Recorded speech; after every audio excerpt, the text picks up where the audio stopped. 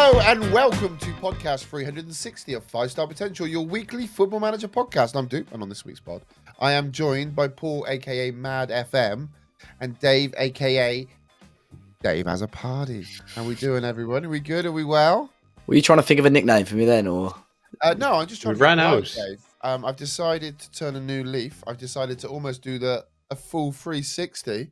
And actually be nice to you two this week, because I listened to last week's pod that I was unavailable.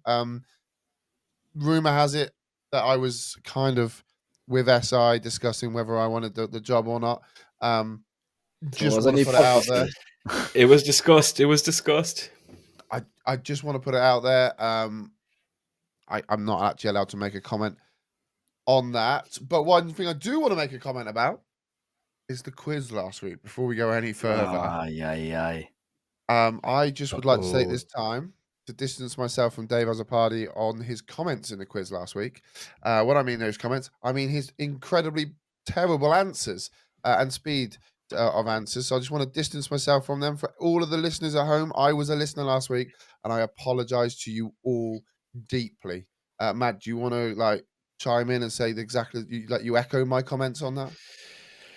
You know, things are bad when I was throwing him so many bones that I ended up having to bring another FM streamer's dog into the clues to help him out. I actually phoned Dave. I phoned Dave halfway through the pod that I was listening to, going, Dave, what are you doing, mate? Right? What are you doing? I would throw it over to you, Dave, to see if you want to give us a response, but it'll probably take you a week and a half to come up with an answer. No, but so we're going to move on.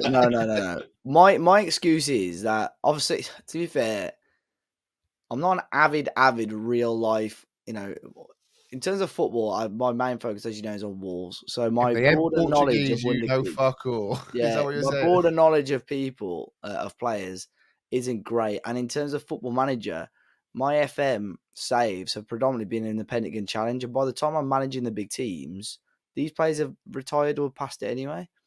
So, did you know what it is, Dude? See, Dave doesn't really believe in wonder kids anymore because they broke Fabio Silva, who was an elite wonder kid, and then Wolves fucked him down. So now Dave isn't allowed, and Wolves aren't allowed near any wonder kids anymore. I think now Dave has moved out of the age bracket of being a wonder kid.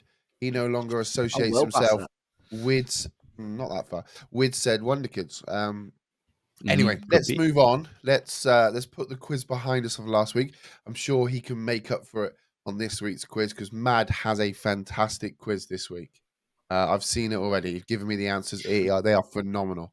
Right, let's do winners and losers of the week. I've already given you my loser. So, Dave, who's your winner? And can you claw it back? I mean, it's a bit boring because, to be fair, this week Wolves, it was a bit of a weird day. They signed 2 players on the same day and announced the home kit. All on I thought maybe just spread it out a little bit, give yourself a bit more news to talk about. Give yourself a tweet tomorrow. Yeah, but be interesting. So I've not actually checked them out on FM, either of them, but Pedro Lima, right back from Brazil, that Chelsea and Man City wanted as well. Just turned 18, but meant to have ridiculously high potential, so he could be an exciting one on FM. Also, Jorgen Strand Larsen, who's a little bit older. I think he's 24, Norwegian striker. I think people have said he's quite good on FM. So in my Cirencester save, he was at Leicester. Yeah. And he really, when we were trying to get out of the Championship, he caused us a lot of problems. Yeah. I then tried to sign him when we got promoted and Leicester stayed in the league, and he thought our club was too small for him. So it's nice to see that he's gone to a smaller club this time. Brilliant. But yeah, add that to obviously Rodrigo Gomez, who we've already signed, but also some of the scholars that Wolves have got coming through at the moment. They're really heavily linked with City and Liverpool and Chelsea. Wolves could have some really nice high potential players next year on FM. So fingers crossed. And it's still a couple of days into July, so we're cooking hopefully. David, as you are quite a creative soul, you have an eye for graphic design. It is your passion.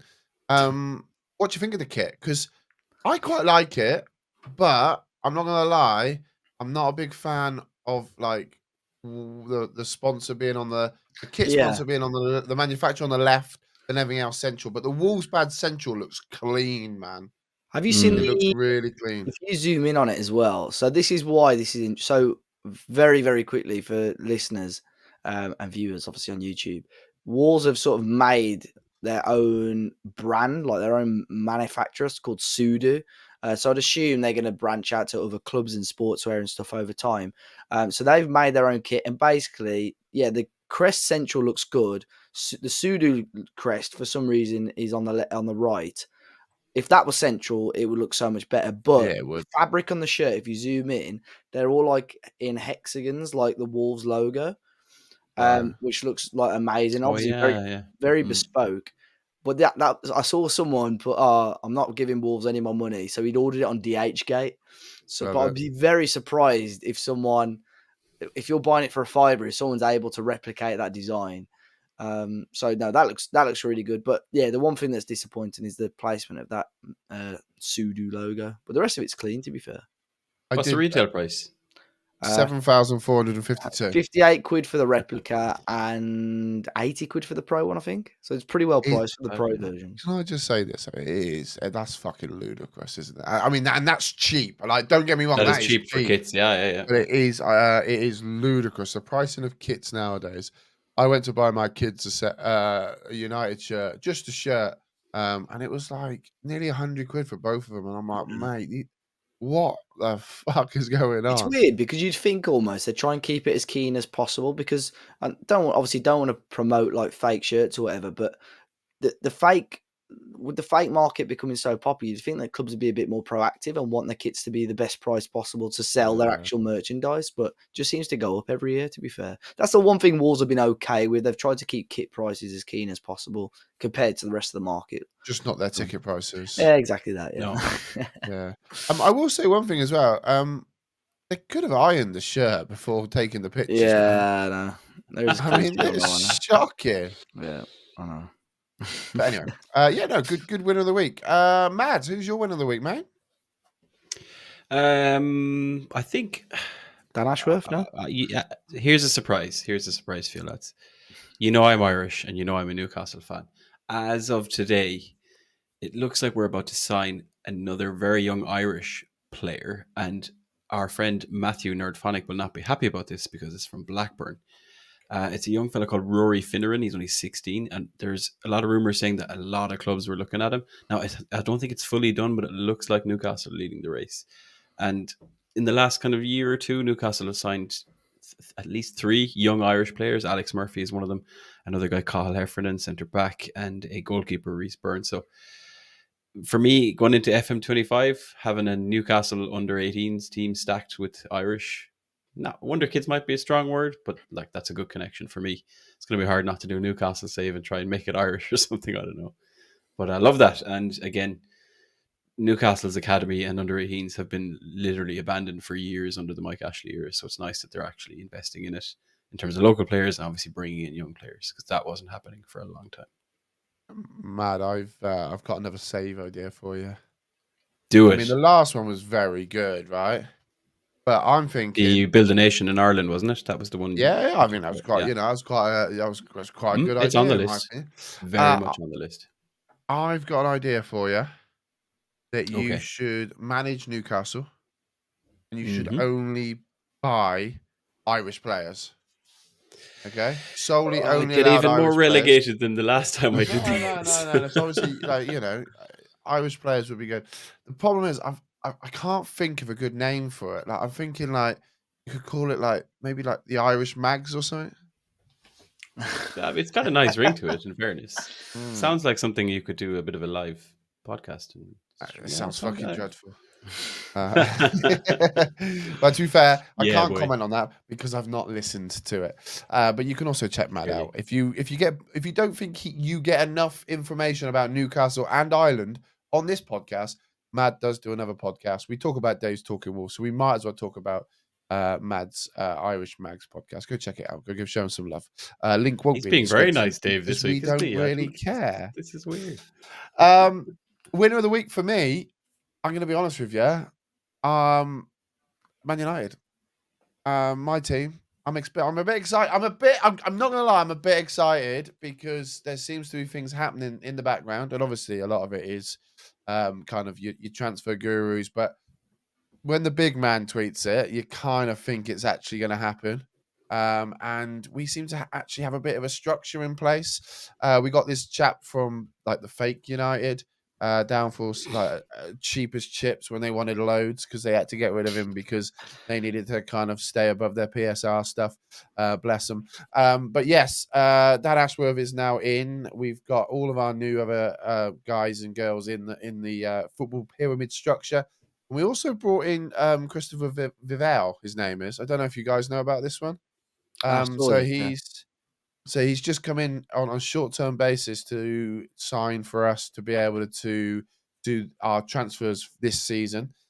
He's worked with Chelsea, he's worked with RB Leipzig, he's worked with other teams as well. He turned down quite a good offer apparently to then join us on a short term. So we're back, baby. So I'm excited. Some talks about some good transfers coming in. It's January. It's July, and like not even like with the Euros on and like awesome. I'd also say the Euros have been awesome as well. I shouldn't be excited about club football just yet. You know, not with everything that's going on in the background, but I am. And I'll be honest, one of my favorite centre backs looks like, in FM, looks like he could be signing for us as well. So I don't want to jinx it just yet. But fingers crossed. Sorry? No, not Branthwaite, is it? No, we've got off of Branthwaite. But apparently De Ligt. Yeah. So just a nice bit about him is in his first season at Ajax, he won the league. In his first season at Juve, he won the league. And in his first season at Bayern Munich, he won the league. So I can't wait for him to come and play for us and finish 7th. Dave, who's your loser of the week? Why is it you? Because your quiz performance. Yeah, that's probably it. I was going to quickly say, by the way, I don't know if we mentioned it before. Dan Ashworth's son plays for Wolves because he's got 2 sons. You mention it all the fucking time, David. No, I said he lives locally. Okay. I never said his son. I don't think I've told you his son played for Wolves. Maybe I'm gonna peel the curtain back on our podcast and our kind of conversations. Maybe we had the conversation outside of the podcast because there was a stage where there was like information that got out that Dan Ashworth met with the Wolves geezer. What's his name? Well, Matt Hobbs. Matt Hobbs, yeah. So, that got taken completely out of context. Yeah, absolutely. And you filled in the context, and made it. So he's got Zach Ashworth, who plays for West Brom, I think. West Brom. He was on loan at something like Bolton or something. And then he's got Finn Ashworth, who's only just joined. He's like a scholar at Wolves. So yeah, he lives locally, so he'll commute to Manchester. I'd assume he gets a place up in Manchester as well, but. Wow, big up I'd like to think, but no, you say that though. You say that. Sorry, I will just add. That's okay. Sir Jim has been very tight. He's been very tight with a lot of things. So, FA Cup final, for example, he took out of all of their +1s. They weren't allowed +1s. Any member of staff got a ticket, but you weren't allowed +1s. Your fee down wasn't covered. You just got a match day ticket. Wow. It's stuff that they are implementing some serious rules. So he might not get home, he might not be there long enough. Wolverhampton to Manchester is not a bad jaunt, to be fair. It's all right. But then again, to be fair, he's not on garden leave, so he hasn't got to do any gardening now, so he should be okay. Right, he's got time to do the commute, not just trim what he needs to trim. I'm not happy with the tweet. I'm not happy with the tweet where Manchester United, the actual account said, Manchester United and Newcastle issue the following statement. Is that like the city of Newcastle? Because the club is called Newcastle United, So the admin is either, well, he's probably a dick, but also he's doing some shithousery there. So maybe you can respect. If it's the same as normally, Nick's the admin. He's normally pretty decent. He does a lot. Is it not? What's his name? Surname? I don't know what his name. Speakman. Yeah, he's a Wolves fan as well. Is he a Wolves fan as well? Yeah, he's that much of a knobhead. Yeah, Nick Speakman there, global head of social media at Man United. Him. Yeah, there you go. Yeah, see, follows me. Does he? There you go, mate. We've also. Is he any good at quizzes? No. He's good at football. I play football with him. We also announced our kit as well. I like yours. I like yours a lot. Snapdragon. Yeah, they got Rasmus, they got Garnacho, and they got Kobe to kind of do it, which I think is pretty and cool. Cantonara. Oh, mate, have you seen the? Anyway, we're going on a tangent here. Have you seen the TikTok of Cantona? Yeah, in the streets. Yeah, so mad. There's just a guy in Manchester. I'm assuming it's kind of. Oh, I did see it. I did. Yeah. And just what's your favorite or something about a number? And he's like, the only number I know is number 7. As he walks off, he's just walking a goat, and then that's the tagline they use for the. If you haven't seen it, you need to go watch it. It is very good. Pretty good. But yeah, it's pretty cool. Okay, Mad, your loser of the week. Sir Jim Ratcliffe. Oh. Man thinks there's only 6 teams in the Premier League, and he thinks that it's not fair unless they have the advantage by cooperating together, and it's unfair if the other 14 then try to even things out. So remind me of this, please, and all the listeners at home. He was interviewed, and he said, oh, we'd want to be careful in this league because, traditionally the big 6 teams have had, the clout to influence what's going on, and they shouldn't be at a disadvantage by the fact that the other 14 teams are at the table trying to influence decisions. So inadvertently, he's saying that things aren't fair if the big 6 don't have the clout that they've had in the past. So how is that a level playing field? The man is fucking deluded, Doop, when he starts saying this shit.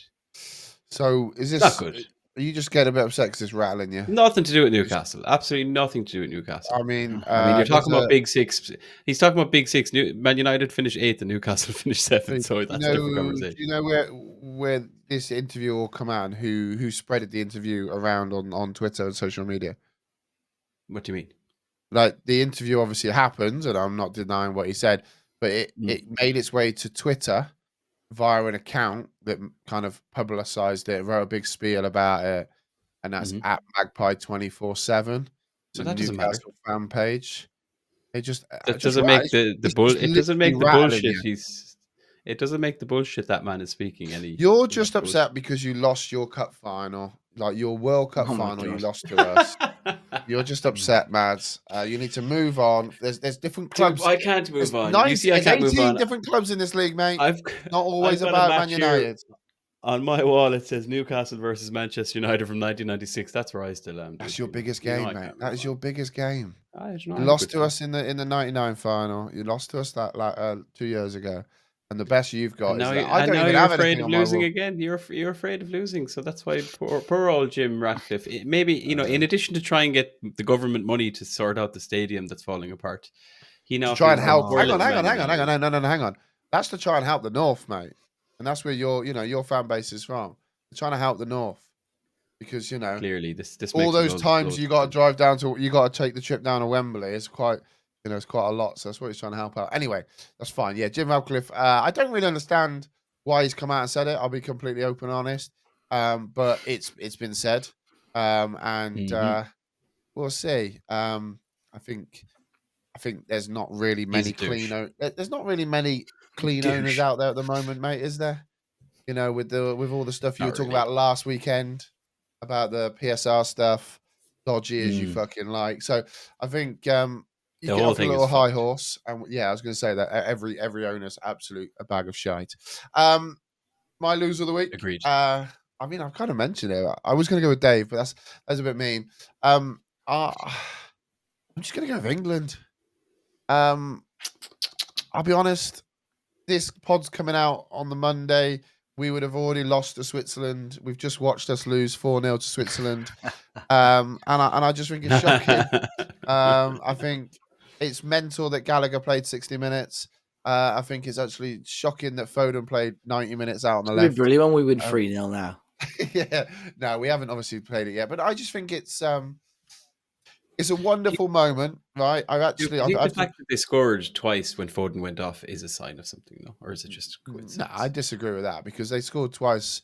And there's a lot of changes already made, right? So Mainu went off. Curious. I mean, I'll be honest. I think Mainu actually looked one of the only guys that wanted to drive with the ball, look positive. Agreed. And that's not that.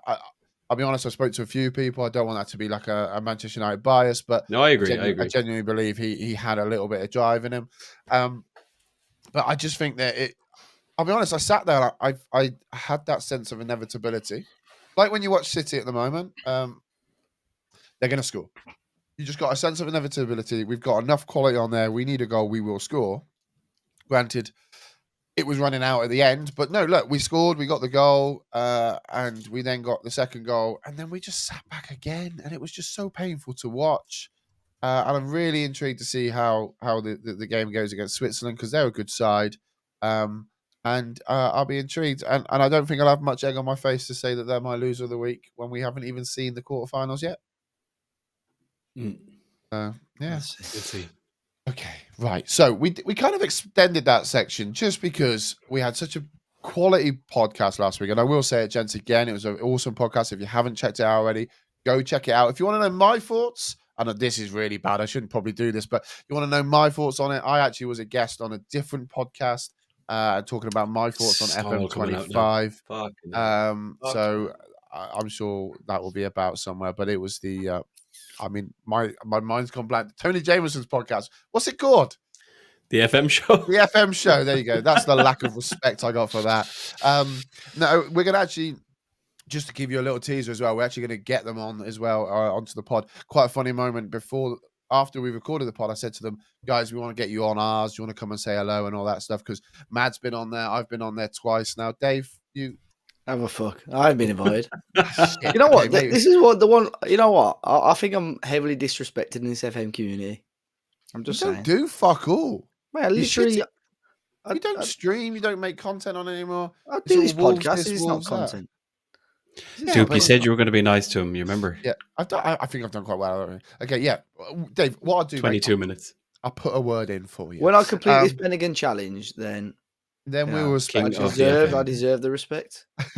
Anyway, I said to them, we want you on. Do you want to come on together or do you want to come on separate?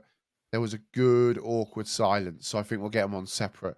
But no, because it was such a quality pod last week, we're just going to do some save updates. And I say just, I heard Dave's got a really long one and quite a good save update as well.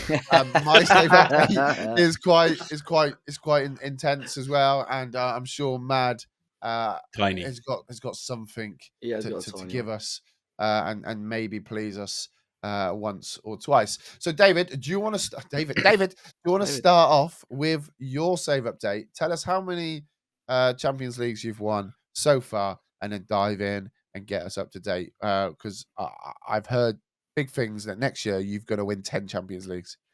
Oh yeah, with the women's, yeah, that could be a thing. I'm jobless at the moment, and I've been for some time. But man, it was so good when I won it twice. I had to win it again. So 3 times out of the 5 now. Gosh. But yeah, we're cooking now. So yeah, with Nagoya Grampus, I can't quite remember the point because it's been a couple of weeks now since we last spoke about it. But we smashed the league last season, the Japanese league, the J1 league. We won the league by quite some distance. We had 38 games, won 31, drew 6, lost just the 1. We won the League Cup, we won the FA Cup, and then we went into the new season and went on to win the Super Cup. So then we had our Champions League running. So it was quite, obviously in terms of transfers and stuff, I sort of had in my mind that, you know, I had to use the sort of 2 transfer windows I had quite wisely. And see the sort of players that I could bring in. And in the end, I sort of took full advantage of the foreign player rules and so on. So the last season, I brought in a Scandinavian striker who's from Iceland. Didn't really play for me last season because of the players that I already had, but really kicked on. Whenever he had the chance, he scored goals. So I thought next season, I'm going to make sure he's my number 1 striker. I did that. I then strengthened the team. So there was a really interesting one. There was a goalkeeper that I'd seen. Previously, my goalkeeper was foreign, sort of outside of Japan, so it made it not difficult, but basically it was using up a foreign player spot as a goalkeeper. And ideally, you want your best players, you know, to be outfield. But there was a fantastic Japanese goalkeeper I saw who was only 20 years of age, and he had a release clause of around 3 million. And I thought, I really want to sign him, but at the moment I can't really stretch this spunking just 3 million on a goalkeeper, and it's not really a priority. And then at the end of the season, I thought, right, let me go and find that goalkeeper. And I couldn't find him anywhere, so I quickly did some searching. I found out Newcastle had signed him, I was like, shit. So, but in the end, I had to spend a lot of money. I put in a loan offer and they're open to it, but I had to spend a lot of money on loan fees and wages. But I thought if I bring him in, then sound. So I signed him up. Leicester had got a Japanese midfielder who's really decent, so got him in on loan as well. Signed a really good right back, just really strengthened the team all across the pitch and signed some really top players, even just on short-term loan deals. Because again, with clauses and stuff, I was adding clauses like win the Champions League as quite a decent fee, because I thought if I win it, I ain't bothered about the finances. I'm just going to, leave anyway. So yeah, built a really, really strong team basically. So in the Asian Champions League, first knockout round, so the second round, we'd drawn Beijing Guan, beat them 3-1 at home in the first leg, beat them 1-0 in the second leg. In between those games, we played the Super Cup, which we won on penalties as well. Started off really strongly in the league, won 5-1 in the first game, 2-1 and 3-2. Then we played Gamba Osaka in the quarterfinals, beat them 2-1, and then we drew 2-2. Ended up scoring an 84th minute goal. We had 10 men throughout that whole game as well. 84th minute goal to basically ensure we qualified. And then we got into the semi-final against Pohang Steelers. So they're a team in Korea. Beat them 4-2 in the first leg. And then beat them quite comfortably 3-0 in the second leg. And in between all of this, we're just smashing through the league games as well. And then we get to the Champions League final. And we're against Al Ittihad. Obviously, Saudi teams so difficult, and I thought I was just looking at their team. At the time, they had João Neves, although he's sort of 34, 35, still looks unbelievable. They had Rico Lewis of Manchester City, who still looked brilliant. And one of the more interesting ones got a new gen, a guy called Bernardes, and Bernardes actually managed him at Palmeiras, and he was a phenomenal striker. Even when I was managing at Manchester United, I looked at maybe bringing him in as well. I think I actually agreed a deal, but his wages were just ridiculous for someone who's going to be like third or fourth choice. But basically, I had all these players, and I was like, yeah, this is going to be a long game. And it's weird because I'd started off so strongly in the league. It was one of those where I was watching us play games and I just wasn't convinced. I still wasn't convinced that we were that strong. Although we'd lost one game in about 20. Every game I watched was like, mate, we were almost making hard work of it. So first leg, we played them. After 6 minutes, we're 2-0 up. I was like, what is going on here? And in the end, I think we went 4-0 up after 68 minutes. And I was like, we've done it. We've got to have done it. And then they scored 2 goals before full time, 4-2. And I thought, shit, like 4-2. Then we've got to go to Saudi Arabia. All they've got to do is score an early goal, and we're just under the cosh straight away. And then in the second leg, 0-0 at half time. We were making quite hard work of it, but in the end, we beat him 2-0 in the second leg. So overall, it looked quite comfortable, a 6-2 win. But like I said, I still wasn't overly convinced, but we fully deserved it across the 2 legs. Yeah, we were just. You'll always have that little panic. Yeah.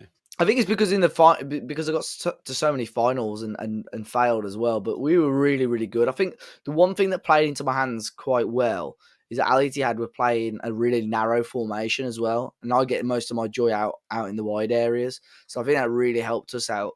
But yeah, brilliant. So since then, I've left. I've played combined about 15 minutes of the games, and that was last week that I've won this. So I've really not touched the game since like Wednesday, Thursday. So I've continued quite a bit. To be fair to Nagoya, I'm just looking at their schedule now. Their new manager as well is doing really, really well with him. So I expect them to win the league. I've built a really strong team there, but focus now is on the North America and South America. So in an ideal world, I want a good team in Mexico and a good team in Brazil. But yeah, just keeping my eyes out on the moment for the next chapter. Dave, in that second leg of that final, was your finger hovered over quit to exit start screen? No, we was just coming. If they went 1-0 up, then maybe, yeah. Nah, we just in the end we made it look quite comfortable. But I was just happy with how I stuck with it, because when in that first season when it got knocked out of the Champions League, the amount of times I've just left teams. But I think in my head I knew I've got to stick with it, almost have it as a little bit of a project.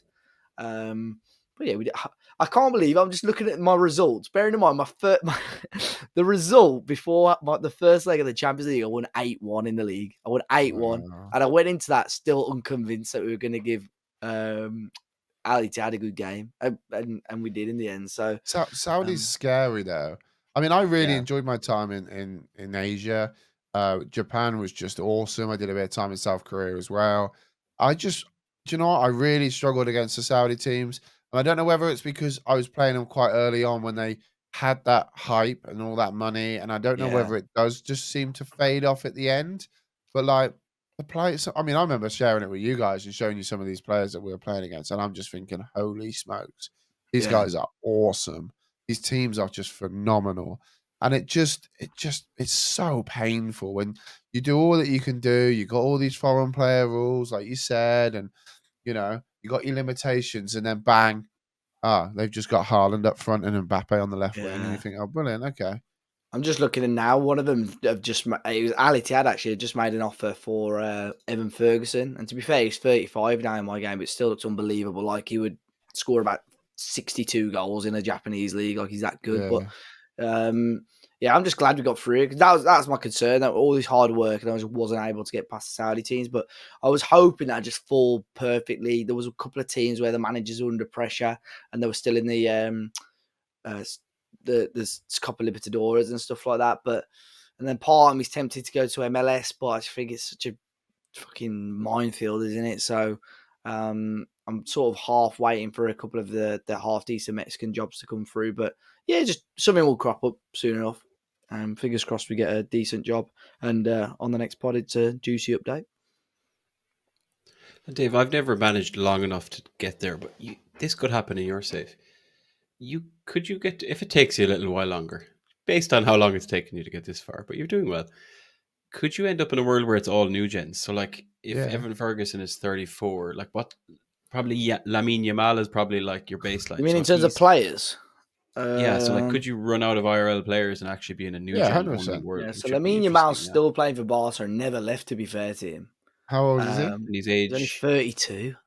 Yeah, so another 5 years, and you'll have 3 to 5. Yeah, you'll have full new gens. Absolutely unbelievable, by the way. At 32, he will look insane. But you know what the annoying thing is though, because the history's like broke, like the history's fucked. Is it City at mine?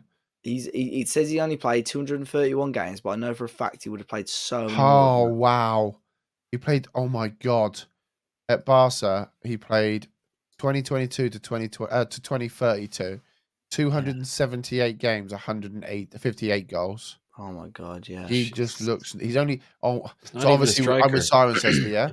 So we're 10 years in the future, and he's only 26. It took him until 2026 to make his Spain debut on here. He's got 85 caps, 38 goals. For Spain on here, he's got 126 caps, 41 goals. I thought he would have had a bit more than that, but but the history's broke. That's the one thing that's a bit annoying. I don't know if I never found out if there was a fix for that. I doubt there is now, but but yeah, he'll be the one. After that, then there's a few still knocking about, but there's not many. There's not many now. Yeah, it's not too long to go, I'd say. He has not played a season where he hasn't got above a 7.8 average rating. A 7.08, sorry. The guy is insane. Yeah, there was a guy in my stream today. A guy, he's Acid Fire on Twitter, but he's doing a save where he's like nearly reached 2100 or something crazy. It's like he's on Twitter. It's we might put it in the description. He's got a little graphic of all the places and all the stuff he's done. It's wild. It's a wild save. Journeyman extreme. I was going to say that. How much time has he spent in game on that? Oh, I shudder to think. Do you know? That's a good question, actually, Dave. Dave, what's your game time? Yeah, I mean, I know you currently leave it on. This is skewed. Yeah, this is skewed. I would say because I've left it on the laptop and stuff. Game time is 43 days, 1 hour and 30 minutes. Yeah, so it's on a wee bit. Really. Mine's 10 days, 12 hours, 4 minutes. So, what's your dedication factor name? What are humans? Oh, okay. Mine's remember to call your family and ask for more sick leave. It's been saved 1,166 times. How many games have you played, Dave? Go on to your manager stats. How many games have you played? And you saved it 1,000. That's like if you played less than 600. Yeah, but I have auto save on every week. You saved it before and then after. No, I've played 912. So, okay. Well, listeners, you can be the judge of that. 73% average win percentage. Goal difference. Dave loves a good win percentage. Positive 1,670 goals. Wow, that's a lot. I've got win percentage of 57. Yeah. Got but you've managed some tough leagues. Like yeah. Me now for the last mate, literally since Vendor, I won the league with Vendor. I've never been at a club where I shouldn't be going for top 4. So, and you still haven't won. And I How many speak days fluent spent on in holiday? English, Sesotho, Afrikaans, Portuguese, and Japanese. Apparently. Wowza. There we go. What's Irish? How much of your game time have you spent on holiday? Oh, he plays at work, Doop. He's never on holiday. No, I do though. Don't. How do I check that now? It's on your history overview. My history overview, and it's also got total game time. What's your 14%? 14%. Yeah, but I like I said, I always the holiday in between. How many days is that? that? 903. Get out. And what's your total game time above that? 6,216 days. Oh. I've done 3,885. And I thought that was double. That's mad, isn't it? Yeah. No, Matt's down there. Right, talking to Matt. You know what the maddest thing is? Sorry, quickly. The highest fee I've spent is only 55 million on a player. Yeah. 45 is for me. No. Oh. Good. Wow. Well done. Moneyball-esque. Right, Mads, talk to us. Well, I'm in season 2, so it's considerably shorter. I've got 509 days of game time, and my highest fee spent is £3,000. So just let that sink in. And what about received? Nothing. Oh. Nobody wants to buy the shit that we have. Like, no, but again, we are. It's like Christmas in your household, like every year.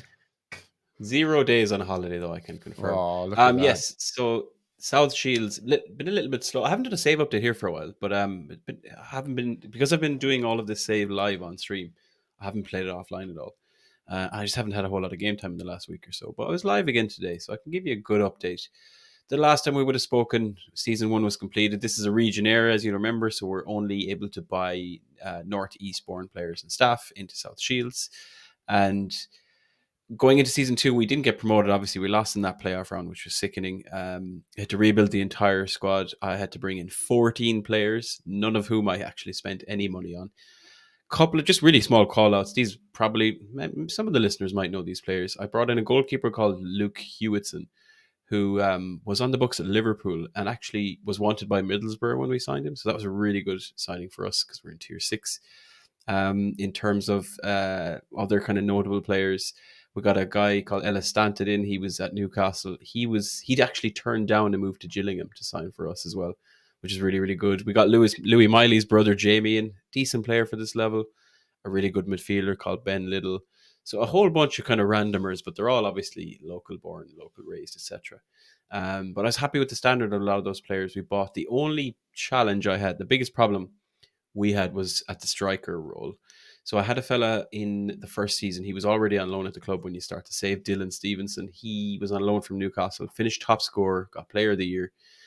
Newcastle took him back. His contract was ending there. I tried to kind of agree an extension of the loan deal. They said no. Then his contract ended. Still wouldn't join us, even though he had no club. Chief. And he's ended up at Salford. I can't remember how you guys pronounce it. Salford. That was disappointing.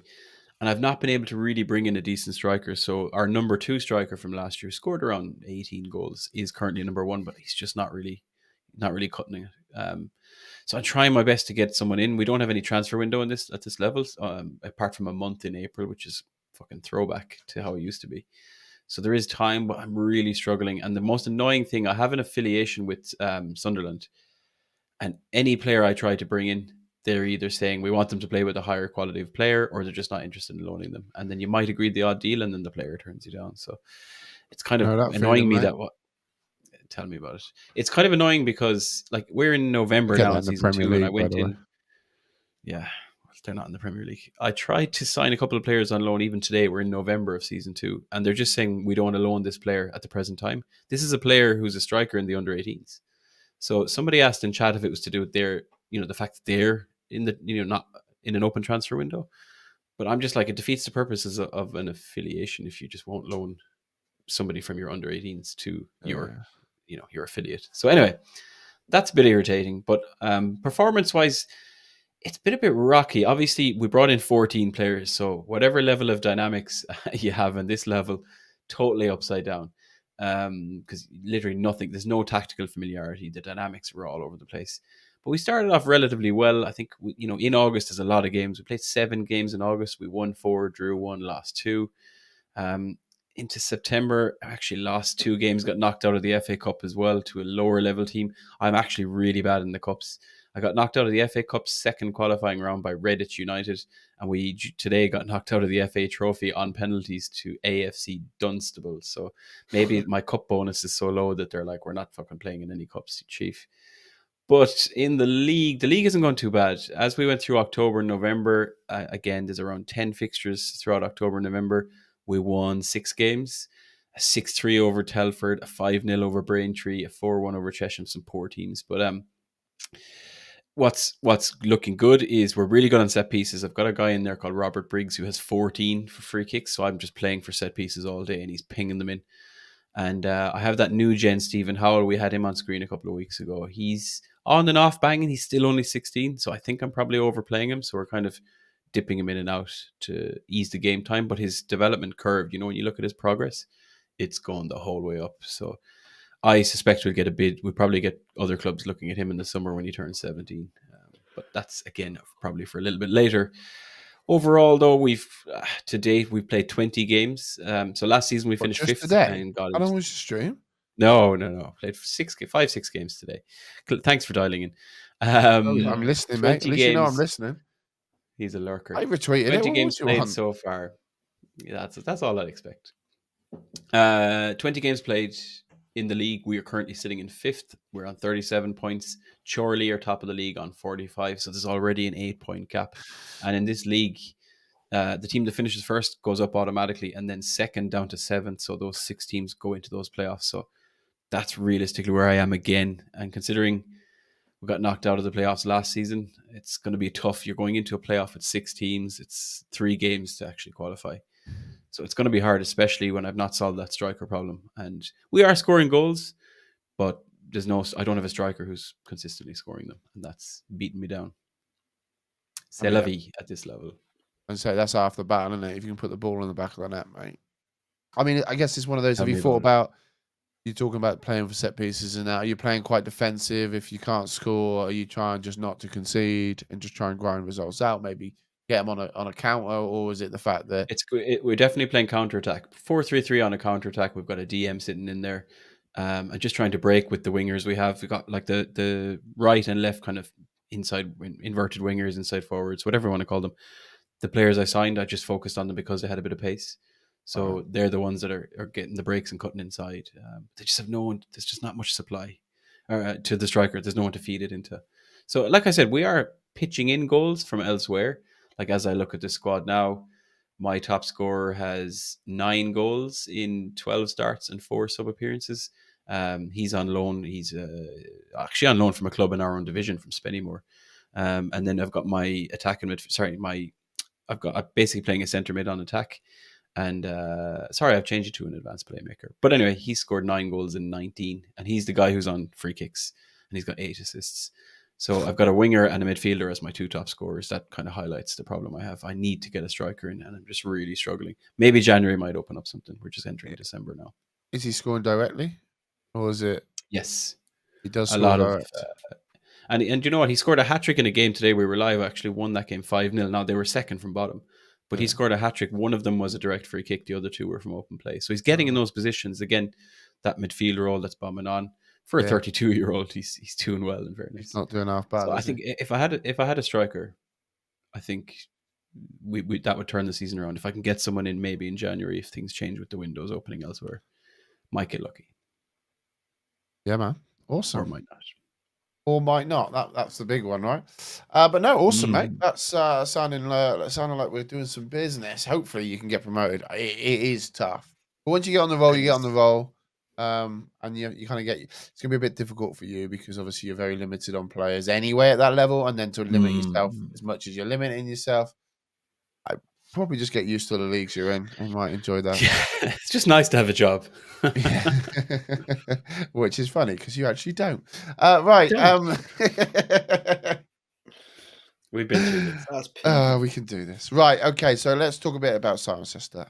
We'll round off the save updates with my own save update.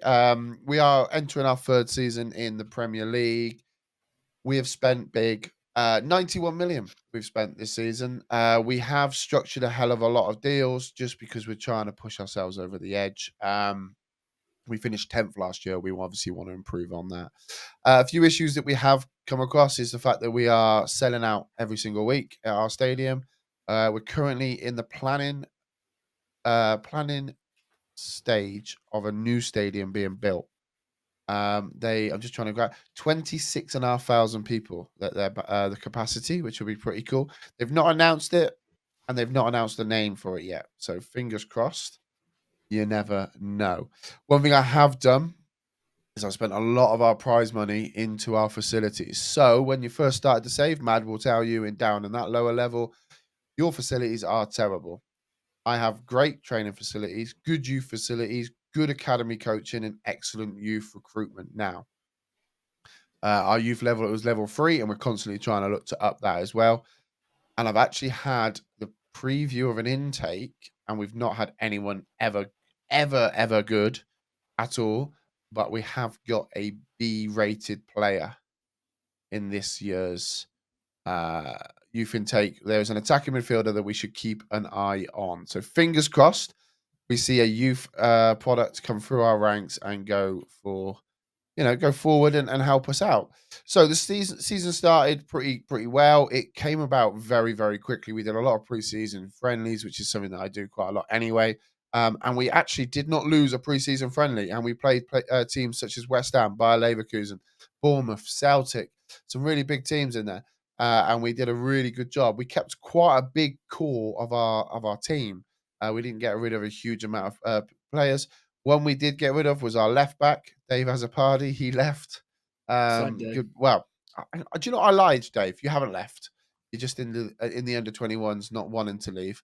No, I'm joking. You left. You've gone to Barnsley on loan, mate. At the age of 26, after 88 appearances for Cirencester, you've now moved on to Barnsley, mate. So you're doing okay. It could be worse. We've lost our left back. We lost our goalkeeper. And we lost one of our midfielders, our DMs. So we just went out, had a little look what we could find. I managed to pick up a chap called, where is he? He's here somewhere. Bear with me. Oh, he's injured, so he's at the bottom. Felipe de los Santos from Uruguay. I managed to pick him up, and he is a wonder kid at age 19. I brought him into the team for 15 million. We spent a lot of money on him after he only played about 50 games for his team. But he scored 4 goals on those 50 games. And as a DM ball-winning midfielder, I thought that was quite good anyway. But he's got fantastic mentals, fantastic technicals. And at the age of 19, his physicals are just to die for. 6'2". He's natural as a ball-winning midfielder defend. We play a ball-winning midfielder defend, and I need somebody that can play a ball-winning midfielder defend. So he's come in. He's currently valued at 43 million. So that we've kind of spun some money on him, even before we even start. So that's always fantastic. So we brought him in.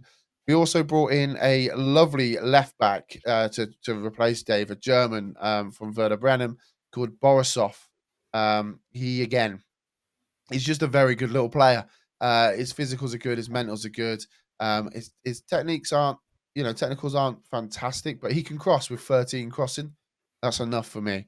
And again, we only paid 5.5 million for him. He's currently valued at 24 million. So we are turning some funds over this guy.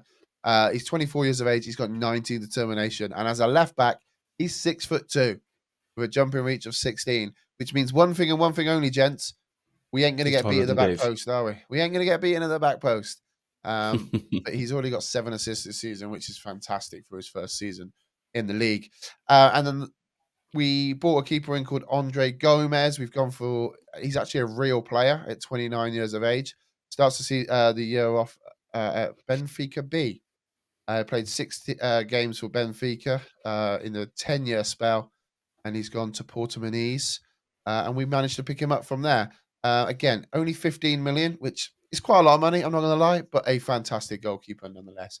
And he's been a massive upgrade to what we've got and what we had before that. And we kind of went into the season with that, really. We picked up another striker, just a young lad. Again, not great. He's got 12 finishing, 15 composure, but I kind of actually bought him to move him out onto the wing as his physicals, his agility, his first touch, his flair, his passing was really good, but his finishing wasn't very good. So I'm trying to move him back and move him out to the wing. And again, I think he'll be a very good player down the line, but at the moment he isn't great. So we start the season off and we get a really bad injury to one of our centre backs. So I brought 2 centre backs in, one being 6'6" Hugo. I mean, 6'6", 17 jumping reach, gents, and 13 heading, which is just enough if you ask me. Hacks. But he has only scored 3 goals this season, so not a huge amount. Working. And then I brought in another chap called De Los Santos, a 6'2" centre back. And I bought him in for cheap as chips. Now, I didn't actually need this guy. I bought him for 325k. He's played 1 game this season for us, and he was bang average. The only reason I bought him was when we were looking around trying to find, and like I literally was just going through all like the Uruguayan national league teams, under 21s, and all that jazz. This guy popped up with a wanted badge by him. He was wanted by Real Madrid, Barcelona, Inter Milan, AC Milan, Man United, Chelsea, the lot. So I just clicked on him and I just bought him instantly. And he came to us and he's been a bit shit. But we'll see. You know, at the end of the day, it's only it's 300 grand. So we're not going to lose out a huge amount. So we enter the season and we hit the ground quite terribly because we started against Tottenham, Liverpool and Man City in the league and we lost all 3. And then we just took off, smashing Bournemouth, smashing Everton, smashing Arsenal. There's a few blips in there. We lost to Newcastle in the EFA Cup 4th round, 5-4. We lost to Newcastle. The results, we scored a 93rd and a 95th minute to make it 5-4. Like they were 5-2 up, so it wasn't that much of a tighter game. We did lose to Chelsea away from home, but we got our revenge on Newcastle, beating them 4-0 at home, beating Sheffield United 5-1, Brighton 4-1, and Crystal Palace 3-1, all in the month of November. So we've been flying. The January transfer window comes and goes without us making a single offer on anyone. Just didn't need anyone. We were singing. We were doing what we needed to do. We were currently 6th in the league, looking good. And then the fixtures kind of reversed back round. We started February against Arsenal. We drew with them. We lost to City. We lost to Chelsea. We drew with Villa. We drew with Leicester. And we have literally just lost, before we come live on this stream, to Newcastle away from home in a 92nd minute penalty they got. It was their only shot on target all game, and they scored the penalty to win the game. So I think we've got about 10 games to go, maybe even 9 games to go now, which will be the rest of this week on stream. So by the time this pod's out, we would know. We are safe. We've got 43 points. We're currently sat in 8th position. I think we'll probably slip back down to 9th and 10th, and maybe even 11th. So very similar season to last year. But we're progressing. We're doing well. We're building a core of players now that we're fighting offers off in the summer, which is fantastic. We've got a guy called Cabello up top. As an attack midfielder, Spanish lad. He's only 23 years of age, and he is just phenomenal. Well, for my level, he's phenomenal anyway. But like, he is just phenomenal. He's wanted by every man and his dog, and you know, I bought him for 45 million. This was my record transfer fee. He comes to me at the summer saying that he wants a new challenge. I said, okay, how much do you want to be kind of bought for? And he's like, yes, 71 million. I was like, yeah, no, you give me 71 million and you can go. Like, clubs are getting up to like 69, 70. I'd ask for 71. Nah. Ask for 71. Nah. I'm like, well, if you don't want him, don't fucking take him. But he's been awesome, really. And I'm quite chuffed with that. I've managed to get him to sign a new contract after the transfer window shut, because he obviously wanted to leave, but that all went when he realised that nobody wanted him. So that was good. We also got Fassan, who's our left winger. We got from Bayern Munich. He's also wanted now by Saudi Arabia, and he is good. When I say he's good, at 24, his physicals are 17 acceleration, 17 pace, 18 agility. So like he is just like insane on that wing. Cuts in off the left wing, and he produces goals and assists. German lad, but he is like 60 million, and they want Saudi want him, and I bought him for 30. So I can't moan. Like we've got a call. He's 24. And then we've got Pisani as well, which is another wonder kid, our other defensive midfielder. So we've got defensive midfielders, two of them that their ages add up to 40. And like they are just like they could be my centre midfielders for the next 20 years, 15 years if I wanted to. So it is tough. We are struggling. Our reputation is still in the fucking shitter, which is just painful. We are still classed as a mid-table championship team. So pretty much kind of around Blackburn and Birmingham and Stoke and Rotherham, all those sort of teams. So we're struggling with that. So we do overpay wages. So when you look at our wage structure, we kind of just agreed to keep it under 100K. That was always the plan. But there's some monstrosity of wages that we're paying players that are just not good enough. But I needed to get them in, and I needed to get them in as backup. So it was very difficult not to pay them the money.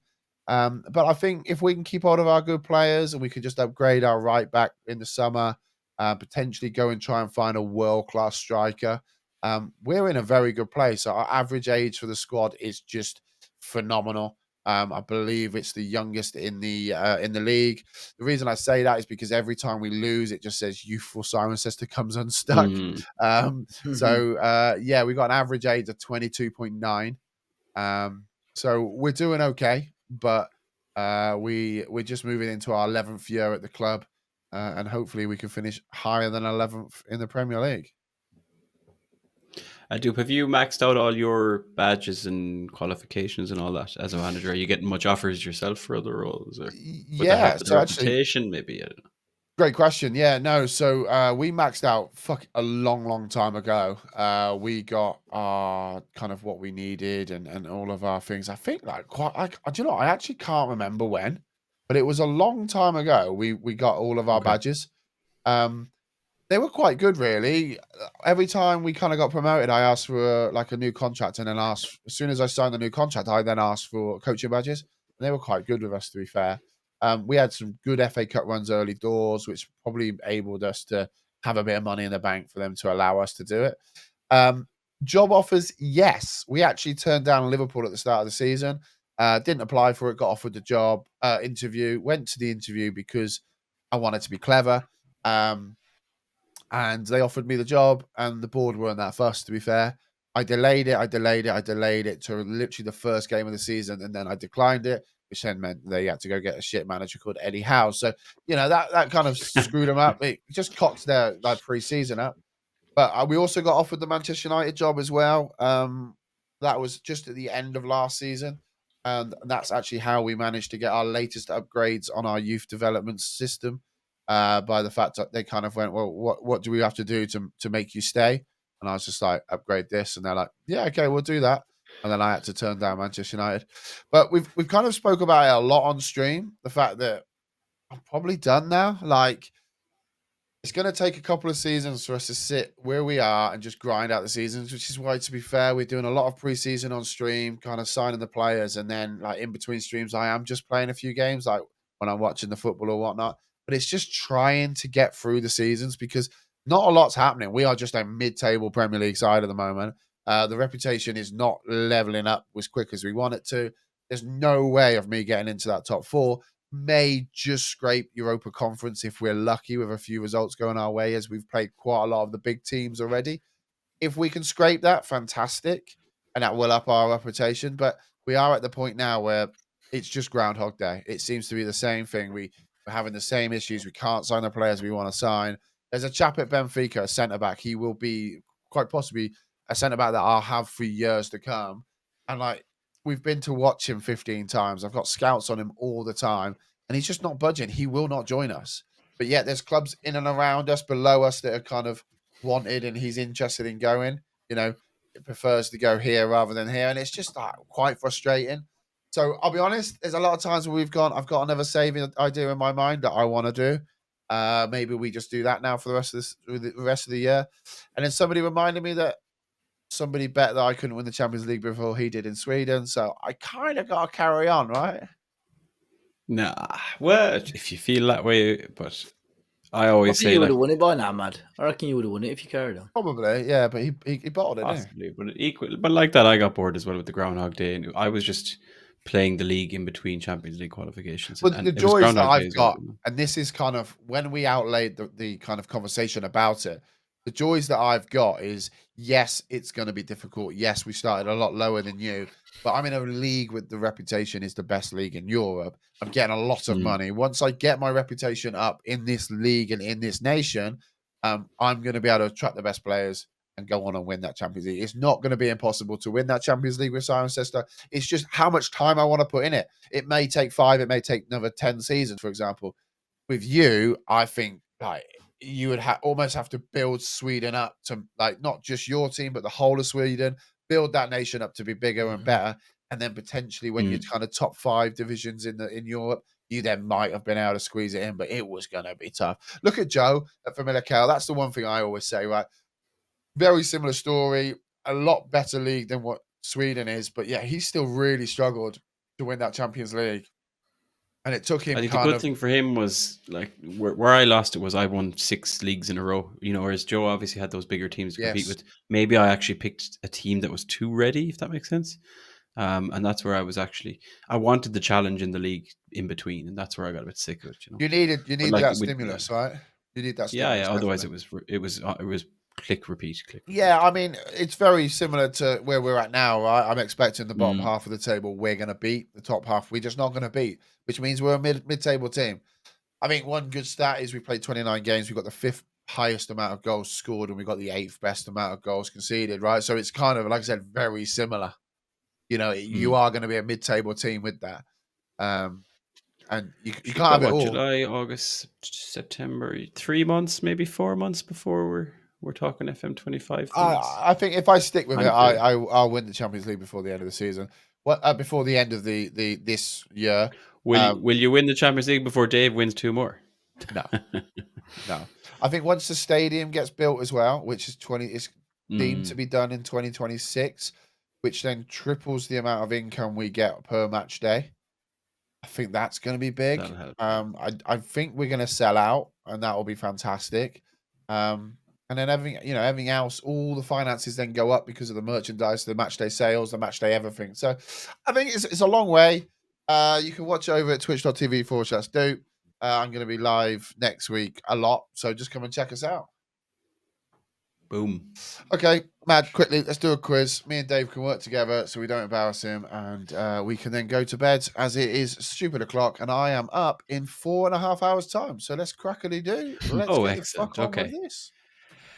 Well, hopefully Dave will perform well on this one because it will require some Wolves knowledge and also some Manchester United knowledge. But you are working together on this one. Okay, that's cool. I think Dave should be carrying the two of you on this one a bit more than you do. Because what I have I have a list of 10 players in front of me who, the usual story, Premier League era, have been at both Wolves and Man United. Oh, that's easy. Now, you'll notice we chose my words carefully.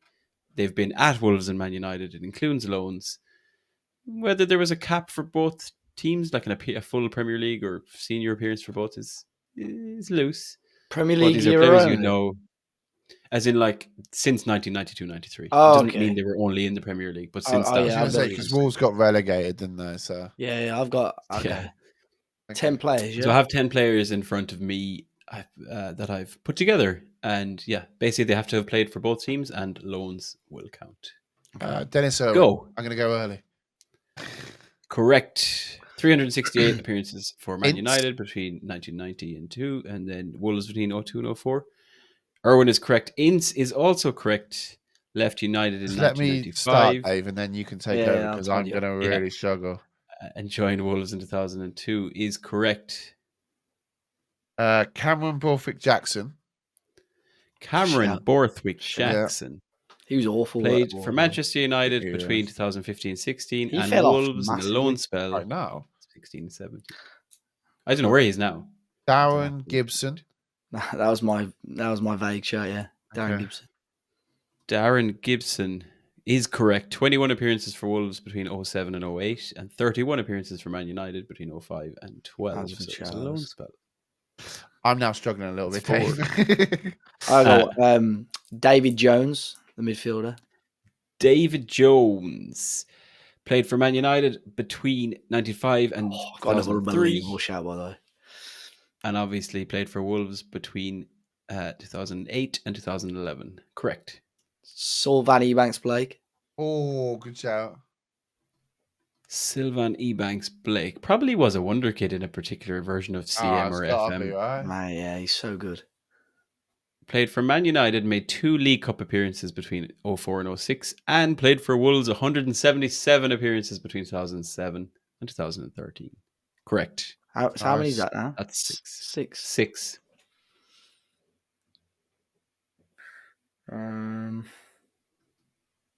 Ooh.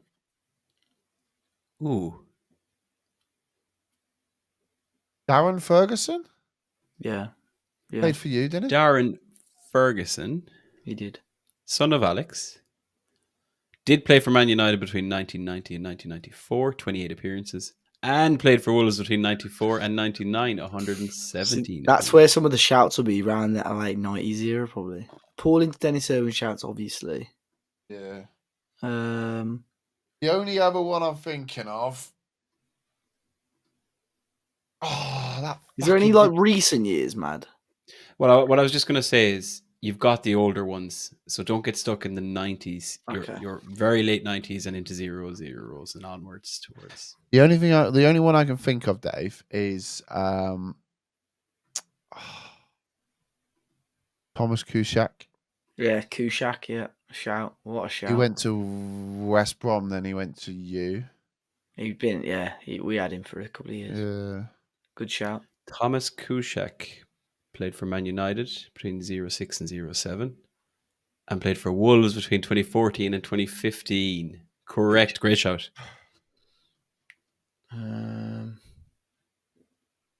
Does it have to be first team appearances? No, there might not. Caveat is no. There might not have been an appearance for both. Didn't matey boy that left today play for you, Tom Huddleston?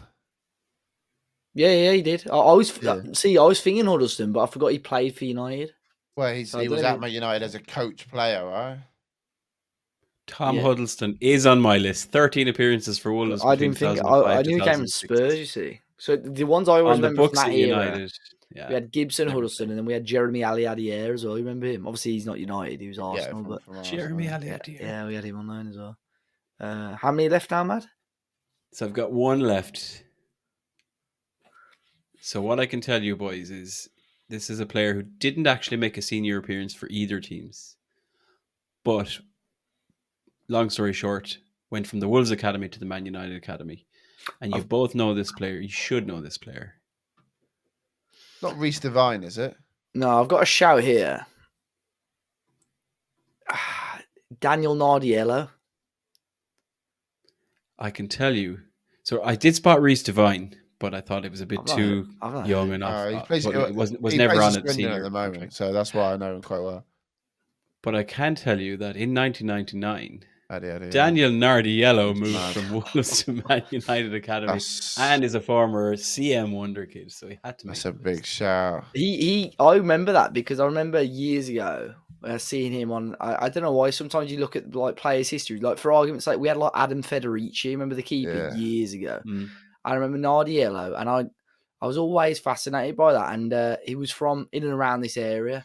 But he did an Under the Cosh podcast, but he barely touched on his time at Wolves. He just spoke about United a lot more. He was quite young. I went through a phase of thinking that his dad lived in Cirencester because on my paper round there was a Nardiella, Mr. He's Nardiella. quite niche now, isn't it? Yeah. So I was probably 13, 14, probably younger than that. About the time that he was probably in our kind of.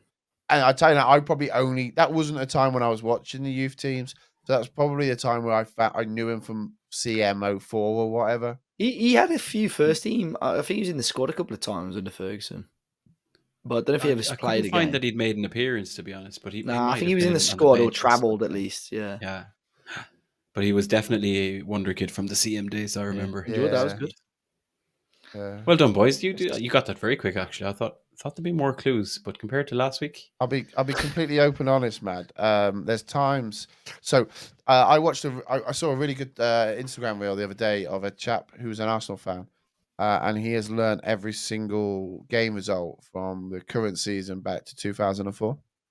So they had a wheel, and it was like game week 28. 2009, and he could read out what it was from his men and the goal scorers, right? So that got me thinking about like quizzes and stuff. This was probably about 6 or 7 weeks ago. So I've learned all the players, or I've read through all the players that have played for Newcastle and Man United and Wolves, and West Ham, Man United and Blackburn. Blackburn. Because just in case that comes up, and it comes up today. So Doop, you are the winner of the week. Also, after that, I'm now inspired. So now I have a spreadsheet of every single game that Manchester United have played in the Premier League over the last 5 seasons, and I'm going to try and learn them all, and see whether my brain. It's weird. I have like a really weird knowledge. Like I can bring up like someone will be like, "Oh, do you remember that game in whenever?" I'm like, "Oh yeah, this season," and I can remember the goal scorers. Yeah. But when you go, it's a completely different thing.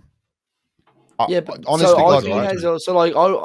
like say we're talking about players. Oh, do you remember that goal he scored against this team? And all my mates are like, well, how do you remember that? Because you were there and you saw it. Yeah. And when you're there and you see it, like I can tell you most of the games I've been to and the goal scorers, because it lodges in your mind. Well, TV is completely different. I don't even remember who England played in the Euros groups. Like, you know, it's like 25th of November. 24th of August 2016, we lost to Palace 2-1 and Daniel James scored.